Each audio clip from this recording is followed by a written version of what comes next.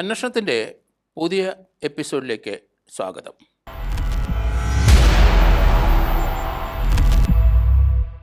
ഞാൻ ഇന്ന് പറയാൻ ഉദ്ദേശിക്കുന്നത് നോർത്ത് ഇന്ത്യയിൽ, പ്രത്യേകിച്ച് മധ്യപ്രദേശത്തിൽ, അവിടെ ഒരു തയ്യക്കാരൻ 100 കണക്കിന് AC, അതുപോലെ ഫ്രിഡ്ജ്, കണ്ടെയ്നർ ലോറി ഉൾപ്പെടെ മോഷ്ടിക്കുകയും ആ ഡ്രൈവറെയും കിളി എന്ന് നമ്മൾ വിളിക്കുന്ന ക്ലീനറെയും കൊലപ്പെടുത്തുകയും ചെയ്യുന്ന ഒരാളെ കണ്ടെത്താനായിട്ട് മഹാരാഷ്ട്ര പോലീസ്, തമിഴ്നാട് പോലീസ്, അതുപോലെ തന്നെ മധ്യപ്രദേശ് പോലീസ് വർഷങ്ങളോളം ശ്രമിച്ചിട്ട് ആണ് പിടിച്ചത്. കാരണം പോലീസ് സ്റ്റേഷനിലൊക്കെ ഇരിക്കുമ്പോൾ കേരളത്തിലെ എല്ലാ പോലീസ് സ്റ്റേഷനിലും ഇന്ത്യയിലെ വിവിധ സംസ്ഥാനങ്ങളിൽ തെളിയിക്കപ്പെടാത്ത കേസുകളുടെ ഡീറ്റെയിൽസ് അയച്ചു കൊടുക്കും. അത് നോട്ട് ചെയ്ത് SHOമാർ മടക്കി കൊടുക്കണം. സ്റ്റേറ്റ് ക്രൈം ബ്രാഞ്ചിൽ നിന്നും ഇൻ്റലിജൻസ് ബ്യൂറോയിൽ നിന്നാണ് അത് വരുന്നത്. നമ്മുടെയൊക്കെ കാലഘട്ടത്തിൽ ഇന്ത്യയിലെ മുഴുവൻ വിവരങ്ങളും, ക്രൈം ഡേറ്റാസ് മുഴുവൻ വരുന്നത് ടെലിപ്രിൻ്റർ മുഖേനയായിരുന്നു. പിന്നീട് ഇപ്പോഴത്തെ ആധുനിക സൗകര്യമൊക്കെ വന്നു കഴിഞ്ഞപ്പോഴും ഇപ്പോൾ അത് മുഴുവൻ സർക്കുലേറ്റ് ചെയ്ത് വരും. ബണ്ടിൽ കണക്കിനാണ് തെളിയിക്കപ്പെടാത്ത ഇന്ത്യയിലെ കേസുകളുടെ വിവരങ്ങൾ വരുന്നത്.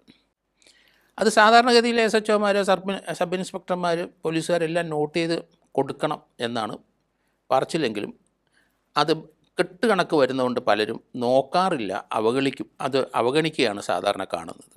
പക്ഷേ ഞാനൊക്കെ കൃത്യമായിട്ട് ഈ ബണ്ടിൽ എടുത്ത് രാത്രി കുത്തിയിരുന്ന് നോക്കും. അത് ക്രൈം മൂവ്മെൻറ്റ് എന്താണ് ഇന്ത്യയിൽ, കേരളത്തിലെ, അതൊക്കെ അറിയാൻ വേണ്ടിയിട്ടാണ്. പുതിയ ക്രൈം റിപ്പോർട്ട് ചെയ്യും ഇന്ത്യയിലെ വിവിധ സ്ഥലങ്ങളിൽ, ഒരു ക്ലൂ ഉണ്ടാവില്ല. പക്ഷേ അതേ സംഭവം ചിലപ്പം ഗുജറാത്തിൽ നടന്നൊരു സംഭവം, അത് ചിലപ്പം ബംഗാളിൽ നിന്ന് വരുന്ന ക്രിമിനൽസ് ആകാം, അവിടെ റിപ്പോർട്ട് ചെയ്തിട്ടുണ്ടാവും. പക്ഷേ ഇന്ത്യ മുഴുവൻ അത് അറിഞ്ഞിട്ടുണ്ടാവില്ല. അപ്പോൾ അതുകൊണ്ട് ഈ ക്രൈം മൂവ്മെൻറ്റ് ഞാൻ എപ്പോഴും ഈ ക്രൈം ഡേറ്റാസ് കംപ്ലീറ്റ് മെനക്കെട്ടിരുന്ന് നോക്കും. അങ്ങനെ പോയ സന്ദർഭത്തിൽ ഒരു കാര്യം ശ്രദ്ധയിൽപ്പെട്ടു. ബോംബെയിൽ നിന്ന് നമുക്കറിയാം എയർ കണ്ടീഷണർ, ഫ്രിഡ്ജ്, ഇതൊക്കെ വലിയ കണ്ടെയ്നർ ലോറിയിലാണ് മറ്റ് സ്റ്റേറ്റിലേക്ക് ഹോൾസെയിൽ ഡീലേഴ്സിന് എത്തിച്ചു കൊടുക്കുന്നത്. അങ്ങനെ ബോംബെയിൽ നിന്ന് ഒരു കണ്ടെയ്നർ ലോറിയിൽ ഏകദേശം 300ഓളം ഫ്രിഡ്ജുകൾ വന്നു ചെന്നൈക്ക്. ആ സാധനം അവിടെ നിന്ന് അയക്കുക. സാധാരണഗതിയിൽ കണ്ടെയ്നർ ലോറിയിലെ ഡ്രൈവറും ക്ലീനറും വഴിക്കൊക്കെ അവർ രാത്രിയിലാണ് വാഹനം കൂടുതൽ ഓടിക്കുക, ഹൈവേ കൂടെയാണ് വരുന്നത്. ഹൈവേയുടെ സൈഡിലൊക്കെ നിർത്തി അവർ ചിലർ പൈസ ചുരുക്കാൻ വേണ്ടിയിട്ട് അവർ കഞ്ഞി വെച്ചൊക്കെ കുടിക്കും. അവർ തന്നെ ചോറ് വെക്കും, അത്യാവശ്യം ഏതെങ്കിലും മുളക് പൊട്ടിച്ചൊക്കെ കൂട്ടും. ചില ലോറിക്കല്ലൊക്കെ ചിലപ്പോൾ അരകല്ലൊക്കെ അവരുടെ ലോറിയിലെ സൈഡിലൊക്കെ വെച്ചിട്ടുണ്ടാവും. കണ്ടെയ്നർ ലോറിയാണ്, ഇഷ്ടംപോലെ സ്പേസ് ഉണ്ടാവും. അങ്ങനെ ബോംബെയിൽ നിന്ന് വന്ന ഒരു കണ്ടെയ്നർ ലോറി നിറയെ ഫ്രിഡ്ജ് ആയിരുന്നു. 200-300 ഫ്രിഡ്ജ് ഉണ്ടാവും.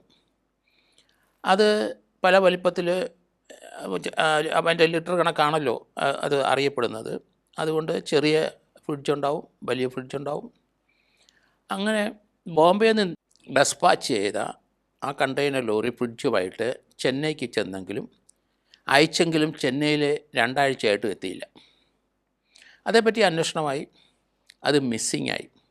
അപ്പോൾ അത് ഞാൻ ശ്രദ്ധിച്ചു. കാരണം കേരളത്തിലെ ടാക്സി ഡ്രൈവർമാരെ കൊന്ന് കാറ് കൊണ്ടുപോകുന്ന ധാരാളം കേസുകൾ റിപ്പോർട്ട് ചെയ്യുന്ന സന്ദർഭത്തിലായിരുന്നു. അതിൻ്റെ മുഴുവൻ ഇൻവെസ്റ്റിഗേഷൻ ഞാനാണ് നടത്തിക്കൊണ്ടിരുന്നത്. സ്പെഷ്യൽ ഇൻവെസ്റ്റിഗേഷൻ ടീം പ്രത്യേകം ഫോം ചെയ്തിരുന്നു. ഇതുപോലെയുള്ള കേസുകൾ, ഇതുപോലെ ദുരൂഹമായ കേസുകളെല്ലാം അന്വേഷിക്കുന്ന സംസ്ഥാന ക്രൈം ബ്രാഞ്ചിൻ്റെ ഒരു യൂണിറ്റാണ്. അങ്ങനെ SIT 1 ആൻഡ് SIT 2 ഉണ്ട്. SIT 2 ആയിരുന്നു ഞാൻ. R. രാമേന്ദ്രൻ നായർ DYSP, ഞാനന്ന് ഡിറ്റക്റ്റീവ് ഇൻസ്പെക്ടറാണ്. അതോടൊപ്പം തന്നെ SP MP ബാലകൃഷ്ണനാണ്. ഈ ദുരൂഹമായ കേസുകൾ ഞാൻ നോട്ട് ചെയ്യുന്ന പോലെ MP ബാലകൃഷ്ണൻ, അദ്ദേഹവും അത് നോട്ട് ചെയ്യുമായിരുന്നു. അങ്ങനെയാണ് ഇത് വലിയ കൗതുകമായിട്ട് തോന്നി.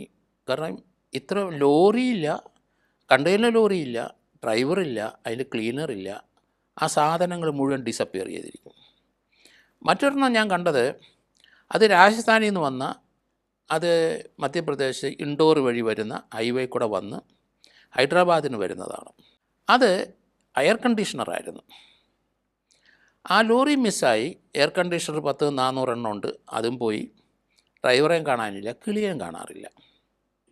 ഇത് വളരെ ദുരൂഹമായ ഒരു മർഡറാണല്ലോ. ഇത് ആരാണ് ഇത് നടത്തുന്നത്? ഞാൻ വളരെ കൗതുകത്തോടെ അന്വേഷിച്ചു. നമ്മുടെ ഇവിടുത്തെ ടാക്സിക്കാരെ കൊല്ലുന്നവന്മാരാരെങ്കിലുമൊക്കെ ഇതിൻ്റെ പിന്നിലുണ്ടോ? അങ്ങനെ ആ കാലഘട്ടത്തിലെ കർണാടകയിലും തമിഴ്നാട്ടിലും ഹൈദരാബാദിലൊക്കെ ഞങ്ങൾ പോവും. പക്ഷേ ഇതിനെപ്പറ്റി യാതൊരു ക്ലൂവും കിട്ടിയില്ല. ഞാൻ റിട്ടയർ ചെയ്ത് കഴിഞ്ഞപ്പം അത് മോഷ്ടിക്കുന്ന ആളെ പിടിച്ചു എന്ന വാർത്ത അത് കണ്ടു. കാരണം നമ്മളെപ്പോഴും എല്ലാ പത്രങ്ങളിലും അത് നോക്കും, എവിടെയെങ്കിലും പിടിച്ചോ.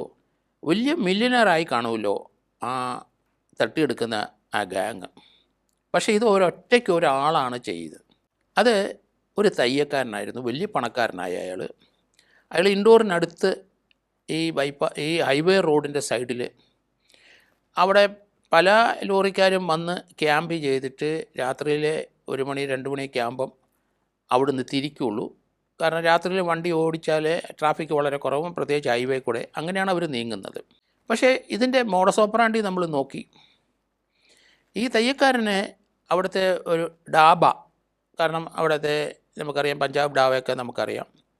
ലോറിക്കാർ പലരും അവിടെ വാഹനങ്ങൾ നിർത്തി വരിയായി വാഹനം നിർത്തിയിരിക്കുന്ന നമുക്ക് കാണാം. ആ ഡാബയൊക്കെ ഇരുന്ന് കഴിച്ച് ആഹാരമൊക്കെ കഴിച്ചിട്ട് ചിലപ്പം കിടന്ന് ഉറങ്ങും, ചിലപ്പം വെളുപ്പിനെ ആയിരിക്കും വരുന്നത്. നേരത്തെ വരുന്നവർ ട്രാഫിക്കിൻ്റെ ഫ്ലോ കുറയാൻ വേണ്ടിയിട്ട് അവർ ഡാബയിലിരുന്ന് അല്പസ്വല്പം മദ്യപിക്കും, അതിനുശേഷം ആഹാരമൊക്കെ കഴിച്ച് ഒന്ന് ചെറുതായിട്ടൊന്ന് ഉറങ്ങും, അതിനുശേഷം വാഹനം വിട്ടുപോകും. അങ്ങനെ അവിടെ ആ ഡാബയുടെ അടുത്ത് താമസിക്കുന്നൊരു തയ്യക്കാരൻ, രാത്രിയും പകലുമൊക്കെ ഇരുന്ന് തയ്യലാണ്, ഫുൾ ടൈം തയ്യക്കാരനാണ്. അയാളാണ് ഈ കേസിലെ പ്രതി. പക്ഷേ അയാൾ ഇപ്പോഴും ആ പഴയ വീട്ടിലും ആ ജോലിയൊക്കെ ചെയ്യുന്നുണ്ട്. കാരണം അത് ചെയ്തെങ്കിലേ ആളെ പിടിക്കാൻ അയാൾക്ക് കഴിയുള്ളൂ. കാരണം ഇയാൾ ആ ഡാബയിൽ വരുന്ന ആ ലോറിക്കാരും അതിൻ്റെ ക്ലീനറൊക്കെ ആയിട്ട് പരിചയപ്പെടും. കൗതുകത്തോടെ അവർ മറുപടി പറയും. ഇയാൾ അവർക്ക് ആഹാരം വാങ്ങിച്ചൊക്കെ കൊടുക്കും. അതിനുശേഷം അവരുമായിട്ട് വലിയ ലോഹിത്തിൽ കൂടും. ഇനി അടുത്ത മാസം വരും, എപ്പം വരും, ഇങ്ങനെയുള്ള ഡീറ്റെയിൽസ് എല്ലാം അവരിൽ നിന്ന് കളക്ട് ചെയ്യും. അതിനുശേഷം അവർ പോകാറാകുമ്പം ഇയാളുടെ കൂടെ വരാം, കൂടെ കുറച്ച് ദൂരം പോകാനുണ്ട് എനിക്ക്, അപ്പോൾ അവർ കയറിക്കോളൂ എന്ന് പറയും. അന്നേരം ഇയാൾ അവർക്ക് മദ്യം കരുതി വെച്ചിട്ടുണ്ടാവും. അവർ മദ്യപാനികളാണല്ലോ. അങ്ങനെ പോകുന്നവർ 8-10 കിലോമീറ്റർ അകലെ ചെന്ന് കഴിയുമ്പം ഇയാൾ അവർക്ക് മദ്യം കൊടുക്കും. അവർ കഴിക്കും, പിന്നെ കിടന്ന് ഉറങ്ങും. കുറച്ച് ചിലപ്പോൾ ഉറങ്ങി നന്നായിട്ട് പൂസാവും. അങ്ങനെ ക്ലീനറെ ആദ്യം കൊല്ലും. അത് കഴിഞ്ഞാൽ പിന്നെ ഡ്രൈവറെ കൊല്ലും. അതിനുശേഷം ഇയാൾ നല്ല എക്സ്പെർട്ട് ഡ്രൈവറാണ്, ഈ വാഹനം ഓടിച്ചുകൊണ്ട് പോകും. എന്നിട്ട് ഈ സാധനങ്ങൾ ഈ ലോറിയിൽ നിന്ന് അയാൾ പതുക്കെ പല സ്ഥലങ്ങളിൽ കൊണ്ടുപോയി വിൽക്കുകയാണ്. സെക്കൻഡ് ഹാൻഡ് സാധനമായിട്ട് വിറ്റാൽ മതി, കിട്ടുന്ന പൈസ മതിയല്ലോ. അങ്ങനെ ലക്ഷപ്രൂവായി ഇയാൾ. പക്ഷേ ഇപ്പോഴും ആ ഡാബയുടെ അടുത്ത് ആ പഴയ വീട്ടിൽ കഴിയും. പക്ഷേ മറ്റുള്ള പല സ്ഥലങ്ങളിൽ ഇയാൾ സ്വത്തുകൾ വാരിക്കൂട്ടി.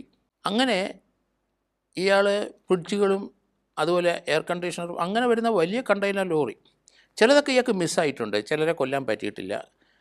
അങ്ങനെയുള്ള കേസിൽ സംശയമെല്ലാം തോന്നാതിരിക്കാൻ വേണ്ടി അത് വിട്ടുകളയും. കാരണം വീണ്ടും വരുമല്ലോ ഇതുപോലെ. അപ്പോൾ ഇയാൾ അവിടെ വെയിറ്റ് ചെയ്യും. രാത്രി മുഴുവൻ ആ ഡാബയുടെ പരിസരത്തുമൊക്കെ ഉണ്ടാവും. അവർക്കും സംശയമില്ല, ഇയാളിങ്ങനെ കൊല്ലുന്ന ആളാണെന്ന് അവർക്ക് സംശയമില്ല. ഇയാൾ സെലക്റ്റീവാണ്. വാഹനത്തിൽ വരുന്ന ആ ഡ്രൈവർമാർ ചോദിക്കുക എന്താണ് സാധനം, അതിനകത്ത് എന്താണ്, എങ്ങോട്ടാണ് പോകുന്നത്, എങ്ങനെയാണ് വിവരങ്ങൾ. അങ്ങനെ ഇയാൾ ഫ്രിഡ്ജും, കാരണം അത് വിൽക്കാൻ വളരെ ഈസി ആയിരിക്കും അയാൾക്ക്. കാരണം സാധാരണക്കാരെല്ലാം വാങ്ങിക്കില്ല, നിസ്സാര വിലയ്ക്ക് കൊടുത്താൽ മതിയല്ലോ. ഫ്രിഡ്ജും എയർ കണ്ടീഷനുമാണ് ഇയാൾ ഏറ്റവും കൂടുതൽ മോഷ്ടിച്ചിരിക്കുന്നത്. കുറേ വർഷങ്ങൾ ഡ്രൈവർമാരെ കൊന്നും ക്ലീനെ കൊന്നും ആ സാധനങ്ങൾ മോഷ്ടിച്ചുകൊണ്ടിരുന്നു. ഡെഡ് ബോഡി ഇയാൾ നല്ല എക്സ്പെർട്ട് ഡ്രൈവറാണ്. കൊന്നു കഴിഞ്ഞാൽ ഇവരെ പല സ്ഥലത്തും അവരെ തള്ളി കളയും, അല്ലെങ്കിൽ എവിടെയെങ്കിലും വിജനമായ സ്ഥലത്ത് ഇയാൾ കുഴിച്ചിടും. ലോറി നിർത്തിക്കഴിഞ്ഞാൽ ആരും ശ്രദ്ധിക്കത്തില്ല, ഇയാൾ തന്നെ ലോറിക്കാരനല്ലേ. അത് നോക്കിയിട്ട് ഇയാൾ അവിടെ എവിടെയെങ്കിലും ഇവരെ കുഴിച്ച് മൂടും. അങ്ങനെ കുറേ ലോറികളും കുറേയധികം സ്വത്തുക്കളും ഇയാൾ തകർത്തു. അതെന്തായാലും ഒരു ലോറിക്കാരനെ കൊല്ലാൻ ശ്രമിച്ച സമയത്ത് അയാൾ രക്ഷപ്പെട്ടു. അങ്ങനെയാണ് ആ കേസ് ഡിറ്റക്ഷനിലോട്ട് വന്നത്. അതോടുകൂടിയാണ് ഇയാളാണ് ഈ കൾപ്രിറ്റെന്നും, കാരണം ബോംബെ പോലീസും അതുപോലെ Rajasthan police, Madhya Pradesh police, Tamil Nadu police എല്ലാവരും അവിടെ ചെന്ന് ഇയാളെ ചോദ്യം ചെയ്യാൻ. ഒരിക്കലും പ്രതീക്ഷിച്ചില്ല ഇയാളാണ് ഇത് ചെയ്യുന്നത്. ക്രിമിനൽ മൈൻഡുള്ള ഇയാൾ ഒരു തയ്യക്കാരനാണ്, സാധാരണക്കാരനാണ്. അവിടെയുള്ള നാട്ടുകാർക്കൊക്കെ ഇയാൾ എല്ലാവർക്കും അറിയാം ഇയാളെ. വളരെ സൗമ്യമായിട്ട് സംസാരിക്കുന്ന ആളാണ്. പക്ഷേ ഒരു ക്രിമിനൽ ആയിട്ടുള്ള ഒരു മൈൻഡ് ഇയാൾക്കുണ്ടെന്ന് ആർക്കും അറിയില്ല. നാട്ടുകാർക്കും അറിയത്തില്ല, വീട്ടുകാർക്ക് അറിയത്തില്ല, ഭാര്യയ്ക്ക് അറിയത്തില്ല, ഇയാളുടെ മക്കൾക്ക് അറിയത്തില്ല. പക്ഷേ ഇത്രയും വലിയൊരു ക്രൈം ചെയ്തിട്ട് ഇയാൾ തന്നെയാണ് എന്നവർക്ക് വിശ്വസിക്കാൻ തന്നെ വലിയ ബുദ്ധിമുട്ടാണ്. കാരണം ഇത് അയാൾക്ക് ആൾക്കാരെ കൊല്ലാനുള്ള ഒരു മടിയുമില്ല. സ്വത്ത് സമ്പാദനം മാത്രമല്ല, ആ കൊല്ലുന്നതിൽ ഒരു സ്പിരിറ്റ് ഇയാൾക്കുണ്ട്. കാരണം പലർക്കും ലിക്കർ കൊടുക്കും. ചില ലിക്കറിനകത്ത് പൊട്ടാസ്യം സയനൈഡ് ചേർത്ത് കൊടുത്തെന്നാണ് വരുന്നത്. പിന്നെ ലോക്കലായിട്ടുള്ള ചില വിഷങ്ങൾ അതും ചേർത്ത് കൊടുത്തിട്ടുണ്ട്. അപ്പോൾ കാരണം പൊട്ടാസ്യം സയനൈഡ് കിട്ടാനായിട്ട് അല്പം ബുദ്ധിമുട്ടാണ്. ഇയാൾ ആരെങ്കിലും സംശയിക്കാം. എങ്കിലും ലോക്കലായിട്ടുള്ള ചില വിഷങ്ങളുണ്ട്. അത് കൊടുത്ത് ചിലർക്ക് ഏക്കാതെ വന്ന ഒരാളാണ് അതിൽ നിന്ന് രക്ഷപ്പെട്ടു പോയെന്നാണ് പറയുന്നത്. അങ്ങനെ അയാൾ കൊടുത്ത വിവരം അനുസരിച്ചാണ് പോലീസ് ഇയാളെ ചോദ്യം ചെയ്തു. കാരണം ആ ഡ്രൈവറെ എന്തിനാണ് കൊല്ലാൻ ചെയ്യുന്നത്? കാരണം അങ്ങനെ ധാരാളം കേസുകൾ റിപ്പോർട്ട് ചെയ്തിട്ടുണ്ടല്ലോ. പക്ഷേ അവിടുത്തെ ഇൻഡോർ പോലീസ് ഇയാൾ തന്നെയാണ് ഈ കൃത്യം ചെയ്യുന്നത് അവർക്ക് വിശ്വസിക്കാനേ കഴിയുന്നില്ല. ലോക്കലിലുള്ള ആൾക്കാർക്കൊക്കെ ഇയാളെ വലിയ ബഹുമാനമാണ്. ഇയാളങ്ങനെ ഒരു ക്രിമിനലല്ല, ഒരിക്കലും ഇയാൾ തെറ്റിപ്പോയതാണ് പോലീസിന് എന്നുവരെയൊക്കെ ധാരാളം പ്രശ്നങ്ങളുണ്ടായി. പക്ഷേ റിക്കവറി നടത്തി പോലീസ്. ഇയാൾ കൊടുത്ത പല ഫ്രിഡ്ജുകളും പല എയർ കണ്ടീഷണറും പോലീസ് റിക്കവറി നടത്തി കഴിഞ്ഞു. കാരണം ഇനി അയാൾക്ക് അതിൽ നിന്ന് മാറാൻ രക്ഷയില്ല, ഊരാൻ രക്ഷയില്ല. കാരണം തൊണ്ടി സാധനങ്ങൾ പലതും പോലീസ് കണ്ടെടുത്തോടുകൂടി ഇയാൾ തന്നെയാണ് പ്രതി എന്നുള്ള കാര്യത്തിൽ സംശയമില്ല. ഇന്ത്യ മുഴുവൻ ശ്രദ്ധിക്കപ്പെട്ട ഒരു മർഡറാണിത്. കാരണം പല സംസ്ഥാനത്തു നിന്നും മറ്റ് സംസ്ഥാനത്തേക്ക് പോകുന്ന ഹോൾസെയിൽ സാധനങ്ങൾ അവസാനം ആ കണ്ടെയ്നർ ലോറി ഇയാൾ വിൽക്കുക എന്നുള്ളതാണ്. കണ്ടെയ്നർ ലോറിയിലുള്ള സാധനങ്ങളൊക്കെ ഇയാൾ റീറ്റെയിൽ വളരെ വില കുറച്ചൊക്കെ കൊടുക്കുമെങ്കിലും ലോറി ചിലത് അയാൾ വിറ്റ് കളഞ്ഞു. അത് ഈ സ്പെയർ പാർട്സിനായിട്ടുള്ള ആൾക്കാർക്ക് തന്നെയാണ് കൊടുത്തിരിക്കുന്നത്. കാരണം അങ്ങനെ ആകുമ്പോൾ RC ബുക്ക് അങ്ങനെയുള്ള ഡോക്യുമെൻ്റ് ഒന്നും ആവശ്യമില്ല. അത് അങ്ങനെ കാരണം അത് ഉപേക്ഷിക്കപ്പെട്ട ലോറി പല സ്ഥലത്തും ഇങ്ങനെ കിടക്കും. ഹൈവേയിലൊക്കെ കിടക്കുമ്പോൾ നമ്മൾ വിചാരിക്കുക അതിൻ്റെ ഉടമസ്ഥരുണ്ടാവും എന്നൊക്കെ. പക്ഷേ അതൊക്കെ പിന്നീട് പൊളിച്ച് വിൽക്കുകയായിരുന്നു. കാരണം കുറേ മാസങ്ങൾ അങ്ങനെ കിടക്കും. അത് ഇൻഡോറിലുള്ള ആ ലോറി ചിലപ്പം കിടക്കുന്ന അവിടുന്ന് 10, 200, 300 കിലോമീറ്റർ അകലെ വിജനമായ സ്ഥലത്തായിരിക്കും കിടക്കുന്നത്. അതുകൊണ്ട് ലോറി ആക്രി വിലയ്ക്ക് വയ്ക്കാനും ഇയാൾക്ക് കഴിഞ്ഞു എന്നാണ് ഇതിൽ നിന്ന് വരുന്നത്. എന്തായാലും ഇന്ത്യ കണ്ടതിൽ ഏറ്റവും വലിയൊരു ക്രിമിനൽ തന്നെയാണ് ഈ തയ്യക്കാരൻ. കാരണം അയാൾ അടിച്ചെടുത്തിരിക്കുന്ന സ്വത്തിൻ്റെ കണക്ക് നോക്കി കോടിക്കണക്കിന് രൂപ വിലയുള്ള എയർ കണ്ടീഷണറും അതുപോലെ തന്നെ ഫ്രിഡ്ജുകളും ആണ് ഏറ്റവും കൂടുതൽ വിറ്റുപോയിരിക്കുന്നത്. പല കേസുകളും തെളിയാതെ പോയിട്ടുണ്ടാവും. കാരണം ഇയാളെ അറസ്റ്റ് ചെയ്ത് കഴിഞ്ഞിട്ട് ഇയാൾക്ക് തന്നെ ലെവലിൽ എവിടെയൊക്കെയാണ് എങ്ങനെയൊക്കെയാണ് വിറ്റുപോയതെന്നും.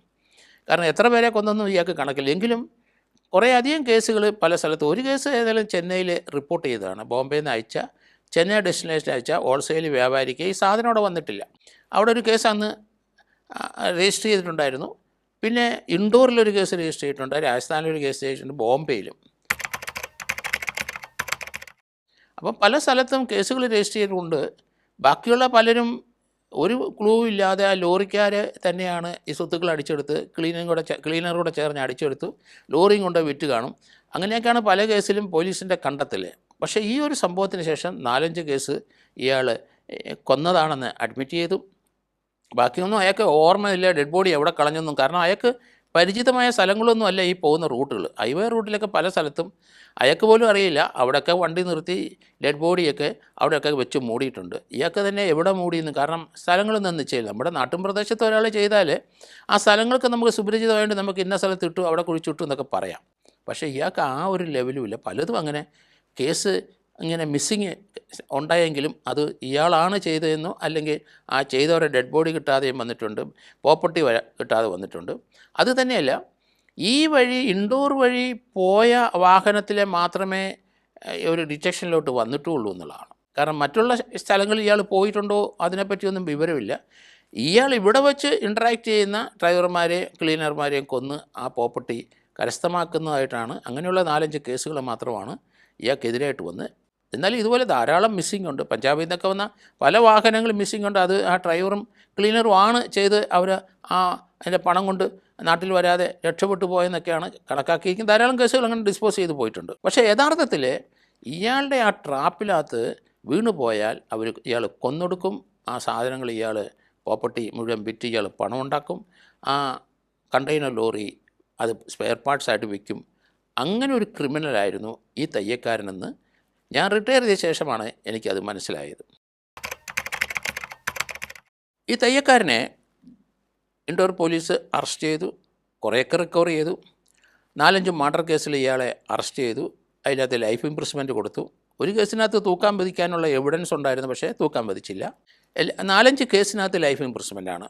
ഓരോ വ്യത്യസ്തമായ കോടതികളിലും വ്യത്യസ്തമായ പോലീസ് സ്റ്റേഷനിലുമാണ് കേസ് രജിസ്റ്റർ ചെയ്തിരിക്കുന്നത്. അവിടുത്തെ കേസുകളിലൊക്കെ ഇയാൾക്ക് ലൈഫ് ഇംപ്രിസ്മെൻറ്റ് കിട്ടി. ഇപ്പോഴും ജയിലിലാണ്. ചിലപ്പോൾ ഇപ്പം മരിച്ചു പോയിരിക്കാനുള്ള സാധ്യതയും വളരെ കൂടുതലാണ്. അന്വേഷണത്തിൻ്റെ ഈ എപ്പിസോഡ് ഇവിടെ അവസാനിക്കുന്നു. മറ്റൊരു എപ്പിസോഡുമായിട്ട് നമുക്ക് വീണ്ടും കാണാം.